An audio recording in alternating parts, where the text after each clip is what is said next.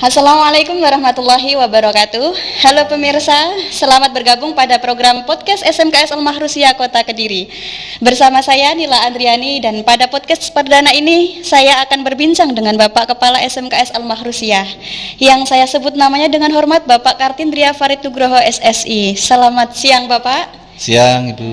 Ya, apa kabar Bapak hari ini? Alhamdulillah sehat. Semoga sehat selalu ya Bapak. Amin. Baik Bapak, kita akan berbincang-bincang tentang pendidikan, khususnya SMK dan launching studio podcast pada jurusan broadcasting dan perfilman. Yang pertama saya tanyakan Bapak, bagaimana tanggapan Bapak mengenai perkembangan pendidikan atau kurikulum di SMK? Karena yang kita lihat saat ini, fenomena digitalisasi semakin mendorong adanya sebuah perubahan Bapak. Kita bicara tentang SMA secara general, ya, ataukah kita bicara pada ruang lingkup yang lebih sempit? Boleh dua-duanya, boleh monggo. Kita bicara tentang perkembangan SMK secara umum. Ini kita tidak bisa lepas dari yang namanya tuntutan perkembangan zaman. Kita sudah memasuki era industri 4.0, kemudian bahkan di luar sudah mulai masuki era revolusi industri 5.0. Mau tidak mau kita harus mengikuti perkembangan teknologi maupun di dunia pendidikan. Bahkan di tingkat SMK pun kita tidak bisa melepaskan itu. Kita harus mengikuti semua dengan alih teknologi supaya kualitas dari siswa alumni SMK nanti bisa berkembang, baik itu metode pembelajaran, baik itu media, sarana dan prasarana, hingga alih teknologi yang dibutuhkan untuk kita bisa mempersiapkan lulusan yang terbaik. Yang kedua, kalau kita berbicara tentang lingkup yang lebih kecil, khususnya di SMK Al-Mahrusyah, yang notabene SMK kita ini berbasis pondok pesantren. Ya, betul Bapak. Tentunya memberikan keunikan tersendiri dalam tanda kutip, ya, betul. Kalau bahasa lebih familiarnya, bebannya lebih berat. Bagaimanapun anak-anak kita belajar di dua kurikulum secara bersamaan dalam satu waktu, dalam 24 jam. Di satu waktu harus belajar pendidikan formal, di satu waktu belajar madrasah diniyah. Bagaimana kita mengkolaborasi pendidikan dua kurikulum di tempat kita. Alhamdulillah, dengan tuntutan zaman, alih teknologi, revolusi industri, sampai hari ini kita terus merasa harus mampu mengikuti. Iya, betul. Merasa harus mampu mengikuti.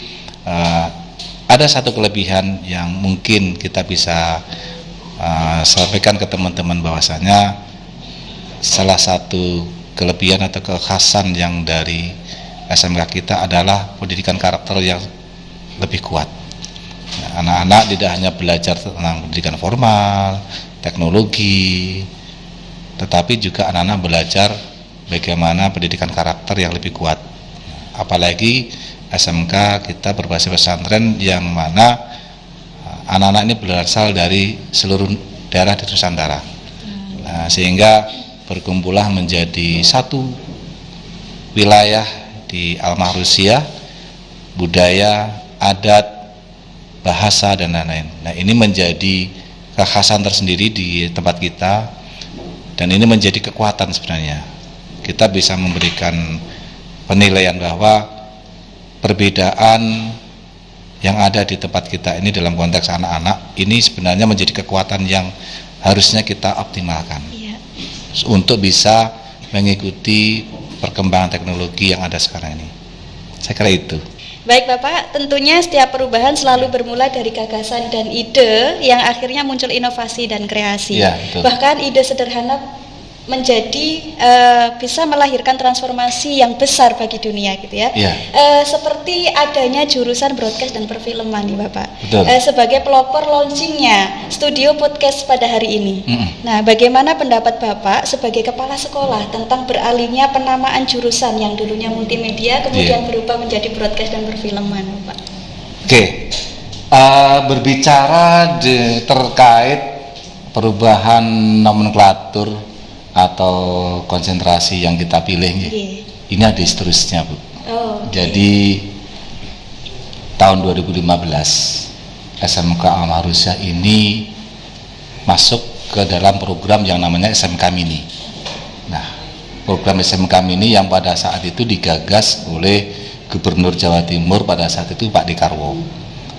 Nah, SMK Al-Mahrusyah waktu itu ada 2 jurusan, yaitu multimedia dan teknik komputer jaringan, dan kebetulan tahun 2015 itu SMK Al-Mahrusyah mengajukan jurusan multimedia sebagai program bantuan untuk pengembangan sekolah melalui program SMK Mini yang digagas oleh Pak Dekarwo waktu itu. Sehingga program bantuan itu memang diarahkan waktu itu oleh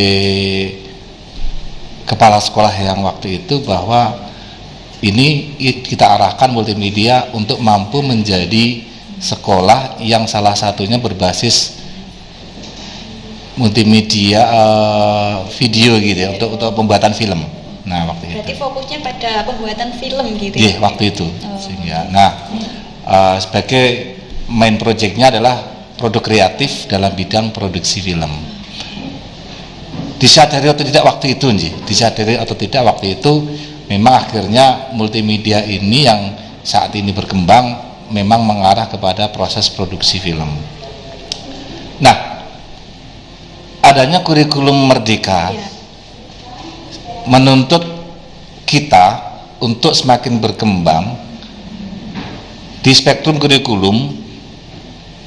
Kemudian kita melakukan diskusi dengan rekan-rekan di jurusan multimedia. Ini kita mau arah kemana, gitu kan? Nah, menjadi salah satu pertimbangannya adalah ketersediaan surplus yang ada. Ketersediaan surplus yang ada, salah satunya yang cukup dominan adalah kamera, mulai dari kamera yang ada seperti ini, kemudian adanya drone dan lain-lain, meskipun masih dalam jumlah terbatas. Akhirnya mantap untuk kurikulum Merdeka mengarah kepada broadcast, seperti itu. Meskipun tanpa mengesampingkan kemampuan anak-anak di bidang yang lain. Di satu rumput dengan multimedia itu seperti 3D modeling, desain grafis dan segala macam, tetap kita fasilitasi. Hanya saja untuk kurikulum Merdeka memang konsentrasi yang kita tetapkan secara bersama-sama adalah broadcasting dan produksi film. Nah, mau tidak mau, karena ini menjadi ketetapan bersama-sama, dan dari Yayasan Al-Mahrusyah pun juga mengamini itu hal yang sangat positif. Akhirnya dalam waktu 1 tahun terakhir ini, sudah, ayo kita penuhi secara bertahap apa sih yang harus kita butuhkan sarananya. Nah, sarana dan prasarana yang diperlukan salah satunya adalah ya pemenuhan ruangan yang representatif yang kita gunakan mulai saat ini. Jadi dari gini Pak, dari yayasan itu sangat mendukung penuh nih kalau adanya jurusan yang baru, perubahan yang baru, kemudian mengikuti perkembangan zaman sesuai dengan teknologi dan digitalisasi gitu Pak. Insya Allah mendukung. Okay. Baik, tentunya Bapak kalau dalam pendirian atau peluncuran nih, launching terkait dengan podcast, pastinya ada proses dan tantangan gitu Bapak ya. Mungkin bisa dijelaskan gitu Pak, prosesnya, tantangannya. Oke. Kalau kita bicara tantangan, kayaknya harus ada nih. Iya, memang harus. Kalau tidak ada tantangannya, tentunya kurang, ya. Jadi kurang mampu meningkatkan kemampuan kita. Jadi sebenarnya teman-teman ini punya potensi yang luar biasa, punya ide-ide kreatif yang itu akan menunjukkan bahwa sebenarnya tantangan inilah adalah bagian dari proses menunjukkan kualitas teman-teman. Nah, historis dari kita launchingnya studio ini karena memang mau tidak mau ini adalah bagian dari masing-masing konsentrasi keahlian untuk bisa sebagai fasilitas yang harus kita siapkan. Jadi studio ini tidak hanya untuk guru, studio ini tidak diperuntukkan hanya untuk ketua jurusan, tapi harus dimaksimalkan, harus dimanfaatkan. Nah, ini kan adalah bagian. Sedangkan awal untuk melaunching, untuk mempersiapkan bagaimana ini kita harus menghadirkan studio seperti ini, entah itu nanti untuk podcast atau entah itu perekaman film dan segala macam. Ini memang memerlukan proses atau tahapan, mulai dari perizinan, penyusunan anggaran dengan anggaran yang, nah tantangan berikutnya adalah ketersediaan anggaran. Iya betul. Iya kan, alokasi. Karena itu sangat berpengaruh ya. Pengaruh. Ya, dengan keterbatasan kemampuan kita dalam menyediakan anggaran, ini tidak boleh menjadi hambatan yang membuat kita berhenti. Betul. Nah, harus kita jalan. Apapun yang terjadi, permasalahan apa yang akan muncul, tantangan bagaimana itu harus kita hadapi bareng-bareng. Saya kira mindset yang sudah kita bangun sudah tepat. Kita ada masalah, ayo kita cari solusi. Karena itu bagian dari kita berproses. Dan ini akan menjadi hal yang sangat luar biasa ketika nanti teman-teman menjadi pengalaman yang luar biasa. Oh iya, dulu berat ya ternyata. Tapi kalau kita jalankan bersama-sama sebagai tim, ya kita saling kolaborasi, saling kerjasama, ini saya kira bukan hal yang berat untuk kita wujudkan. Yang penting ada kolaborasi gitu ya, dan kerjasama antara mungkin tidak hanya dari tim saja, tetapi dari seluruh warga SMK Al-Marusyah gitu. Iya betul. Ya, meskipun ini mungkin jurusan yang salah satu yang ada di SMK Al-Marusyah, tapi mungkin jurusan yang lain pun bisa kolaborasi di sini gitu ya Pak. Sebaiknya dan seharusnya. Gitu ya. Terima kasih Bapak. Supaya nyambung Mbak, chemistry. Jadi kita ini dalam satu keluarga SMK Al-Marusyah. Tidak ada pembedaan satupun. Jadi apapun yang menjadi fasilitas di SMK Al-Marusyah ini bisa dimanfaatkan secara proporsional. Proporsional, tepat, dan memberikan manfaat. Misalkan kita punya program keahlian dan pengelasan dan fabrikasi. Apakah tidak boleh menggunakan fasilitas ini? Tentunya ada. Harus kita hadirkan. Apakah jurusan komputer dan jaringan tidak bisa memanfaatkan fasilitas ini? Tentu. Saya kira teman-teman di broadcast pun akan memiliki program-program yang bisa menghadirkan teman-teman dari konsentrasi keahlian yang lain. Teknik elektro juga sama. Apakah nanti dari teman broadcast tidak bisa memanfaatkan fasilitas di jurusan yang lain? Silakan. Pada konteks secara proporsional. Ya, karena bagaimanapun juga ini satu keluarga, kita SMK Al-Marusyah tidak ada yang berbeda dan tentunya ada supaya nyambung Mbak chemistry-nya. Gitu loh. Bapak, studio podcast ini berarti sebagai wadah atau fasilitas. Nah, karena ini adalah fasilitas, maka kira-kira akan ada program apa saja Bapak yang akan dilanjutkan ke podcast atau segmen-segmen berikutnya gitu. Program-programnya. Ada dua indikator yang ingin saya sampaikan dari fasilitas ruang studio podcast. Yang pertama adalah, maaf saya ralat ya, bukan indikator tapi capaian atau tujuan tercapai yang harus kita sampaikan. Ada dua. Yang pertama itu adalah capaian atau tujuan ke eksternal dan internal. Jadi secara eksternal itu harus ada, internal pun juga harus ada. Nah, kita bicara tentang eksternal dulu nih. Kita mau arah keluar studio pemanfaatannya. Apakah harus menghadirkan orang luar terus-menerus, tamu dari luar atau narasumber dari luar secara terus-menerus? Ya monggo. Tetapi yang harus ingin kita capai adalah bagaimana fasilitas studio podcast yang dimiliki SMK Al-Marusyah ini mampu memberikan branding. Jadi branding harus. Bagaimanapun juga ini kita harus mempromosikan. Oh ini loh fasilitas yang ada di SMK Al-Marusyah yang berbasis pesantren pun mampu menghadirkan sebuah program melalui podcast yang nggak kalah dengan sekolah yang lain. Dan di situ kita bisa menghadirkan narasumber yang relevan nih, relevan. Ini adalah tujuan dan manfaatnya apa? Tentunya masyarakat secara luas bisa melihat. Terus outcome yang ingin kita harapkan apa? Tentunya adalah perkembangan siswa dari sisi jumlah nih, gitu kan? Tidak mungkin kita sebagai lembaga pendidikan swasta itu tidak memungkinkan penambahan siswa. Pasti kita menginginkan, karena bagaimanapun juga salah satu indikator sekolah itu berkembang adalah penambahan jumlah siswanya. Itu salah satunya. Nah, bagaimana dengan internal nih? Nah, dengan internal tentunya ini tadi yang tadi saya sampaikan di awal bahwa adanya studi podcast ini memberikan peluang yang lebih besar. Bagaimana? Yang pertama nih, ini memberikan energi positif dan motivasi kepada anak-anak yang lain di luar jurusan broadcast. Nih, kalau anak-anak di jurusan broadcast kan udah pasti ada fasilitas nih asik gitu kan. Nah, tentunya siswa yang lain yang di luar jurusan broadcast kan pasti ya asik jo. Bisa nggak sih kita gabung? Nah, tentunya program itu. Ini melibatkan seluruh warga sekolah. Apa yang bisa kita angkat programnya? Banyak sekali. Kita bisa program tentang kegiatan belajar mengajar, kemudian kita bisa program mengangkat tema-tema program yang lain, misalkan yang intrakurikuler, ekstrakurikuler, kemudian program yang temanya lagi trending seperti apa, ini bisa kita angkat. Tentunya kalau kita diskusikan di sini, kita punya batasan-batasan yang harus kita perhatikan lagi, karena kita sebagai pesantren. Mungkin kita bisa menghadirkan program katakanlah roots program atau program bullying gitu kan. Tentu korelasi sangat banyak sekali.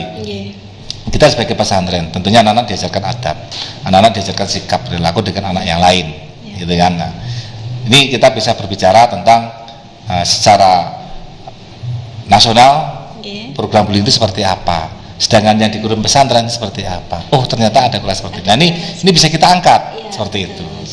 Kemudian program yang lain tentunya yang lebih berkompeten bisa menyampaikan adalah teman-teman dari jurusan mereka sendiri, sambil melibatkan teman-teman yang lain. Karena tidak mungkin tidak mungkin teman-teman yang ada di broadcast ini mampu menghadirkan semua tema yang ada dalam program. Perlu masukan kan, Gi? Perlu masukan, perlu mungkin kerjasama dengan semua warga yang ada di sini. Jadi tidak hanya dari satu jurusan saja. Tidak bisa dalam satu tema. Saya yakin tentunya teman-teman broadcast punya kekurangan dalam hal menggali tema. Ya, teman-teman di sini ada yang ada literasi, kemudian ada yang tentang ekskul robotik yang dulu pernah kita jalankan. Nah, ini perlu kita angkat. Nah, teman-teman dari broadcast nanti akan memberikan tambahan. Oh iya, kalau misalkan kita angkat literasi nih, literasi ini asiknya yang mau kita angkat apa nih? Nah, saya kira dari teman-teman broadcast ini bisa lebih berpengalaman, tetapi belum tentu tema yang bisa lahir dari broadcast. Kasihan nanti. Lalu Bapak, karena kita kan sekolahnya berbasis pondok pesantren seperti yang dikatakan Bapak tadi, bagaimana nih menarik audiens perihal adanya studio podcast yang mungkin baru ini di kalangan anak-anak di pesantren ini? Karena kan mereka juga mungkin ada keterbatasan penggunaan internet. Nah, gitu, gimana Pak cara menariknya nih? Memang betul guys. Jadi kita yang berbasis pesantren tentunya ada batasan-batasan yang harus kita sadari dan kita pahami. Tetapi bukan menjadi penghalang atau menghentikan kegiatan seperti ini. Kita harus mampu menyesuaikan kondisi. Sebenarnya teman-teman yang ada di pesantren ini memerlukan juga. Jadi memerlukan apa sih yang kita miliki, sarana prasarana. Nah, kita hadirkan. Kita bisa menghadirkan dengan diskusi yang lebih ringan, yang entah itu terkait dengan ilmu agama atau itu berkaitan dengan keseharian tentang nyantri itu bagaimana. Nah, itu hal yang ringan tentunya yang kita hadirkan dengan konteks pembicaraan kita yang positif gitu kan. Itu kita bisa menghadirkan, karena bagaimanapun juga salah satu manfaatnya di podcast ini kan ya kita juga bagian dari untuk promosi publikasi. Gitu nggih. Jadi mungkin karena adanya podcast ini bisa menambah wawasan anak-anak secara informatif gitu ya Pak. Iya, betul sih. Tidak sekedar melalui internet, mungkin juga nanti anak-anak juga bisa diundang ke sini atau mungkin ditayangkan lewat LCD dan sebagainya gitu mungkin Bapak. Iya, jadi terkait dengan internet kan memang sudah salah satu bagian guys. Jadi batasan yang, tetapi bukan berarti anak-anak tidak memperoleh banyak informasi. Jadi bagaimana kita selaku pembimbingnya anak-anak, kita bisa mengarahkan. Kita tidak membatasi, kita tidak melarang, tetapi kita memberikan batasan yang tepat. Betul, gitu kan. Anak-anak memerlukan transformasi informasi gitu ya. Anak-anak memerlukan banyak pengetahuan yang secara visual dari buku ini belum ada. Nah, tetapi kita sebagai pembimbing, sebagai tenaga pendidik di sini, saya yakin teman-teman dari di sini bisa mengarahkan hal yang tepat. Tidak kita larang, tetapi kita arahkan. Alhamdulillah Bapak, kita tidak terasa sudah menuju penghujung acara, nggih. Nggak terasa gitu. Nggak terasa. Alhamdulillah. Baik. Terakhir Bapak, terkait dengan harapan, pesan atau motivasi nih bagi warga atau semua yang ada di SMK Al-Mahrusyah ini terkait dengan launchingnya studio podcast ini, Bapak. Yang pertama, tentunya saya secara pribadi dan sebagai pimpinan bersyukur, alhamdulillah bahwa akhirnya kita mempunyai fasilitas, Bu, ya. Kita punya fasilitas ruang studio podcast, meskipun ini masih awal, tentunya perlu penambahan sarana dan prasarana, tetapi setidaknya kita udah bisa menghadirkan dulu, bisa menghadirkan dulu ruangan yang sedemikian bagus. Harapannya tentunya adanya studio podcast di SMK Al-Mahrusyah ini secara umum bisa dimanfaatkan untuk kegiatan belajar khususnya untuk siswa. Bagaimana bisa berperan sebagai operator, bisa berperan sebagai director, bisa berperan sebagai moderator gitu, bisa berperan sebagai narasumber juga kalau perlu. Jadi itu harapan saya untuk anak-anak bisa dioptimalkan pemanfaatan dari ruangan studio podcast ini. Terus kemudian tentunya saya juga berharap tim kreator ini nanti makin solid. Amin. Tim kreator ini makin berkembang, tidak hanya berhenti sudah satu program jalan udah bagus, jangan. Belajar harus terus menerus. Saya pun juga sebagai pimpinan juga harus belajar, karena kita pasti punya kekurangan. Betul. Nah, kan kita punya kekurangan. Karena itu saya harapkan tim kreator ini yang sudah melaunching hari ini dengan kita melakukan diskusi, kita melakukan pembicaraan ini sebagai launching pertama kali program podcast. Nanti akan dilanjutkan dengan program-program yang lain yang makin menarik, kemudian tidak hanya semangat di awal nih, ini harus konsisten nih semangat teman-teman nih. Iya betul Pak, konsisten itu paling penting. Iya, jadi tim kreator ini juga harus belajar, ya kan, kompetensi keahlian ini kalau kita jangan terkungkung dalam keadaan kita sekarang. Ini kita udah mau jangan. Kita harus bisa melihat yang lebih atas. Kita harus belajar lebih atas. Kemudian program yang kita sasar itu juga konsisten. Tidak hanya satu bulan ada 5 program gitu, terus bulan berikutnya zong gitu kan. Nah, ini yang penting ini ada konsistensi aja, dan secara kualitas bisa ditingkatkan. Tentunya saya sebagai pimpinan saat ini juga merasa harus bertanggung jawab nih, ini kira-kira apa nih yang kurang gitu kan. Terus kalau kita bicara tentang podcast ini ruangan ini apa yang kurang, tentunya saya juga ingin menerima masukan dari teman-teman nanti, Pak begini ya harus saya ingin tahu, supaya nanti dari manajemen kita juga bisa ikut turut andil dalam mengembangkan seperti ini. Itu ya, jadi pesan saya yang berikutnya adalah yang paling penting itu dirawat. Siap. Ya, jadi tidak hanya dimanfaatkan, perawatan, maintenance itu sangat diperlukan. Jangan sampai ketika kita membutuhkan program tahu-tahu ada yang kurang gitu kan. Tuh. Saya kira itu ya pesan-pesan saya yang mungkin yang penting ini bisa bermanfaat betul untuk anak-anak, untuk pesantren gitu kan. Program-programnya harus variatif, jangan monoton aja, jangan monoton.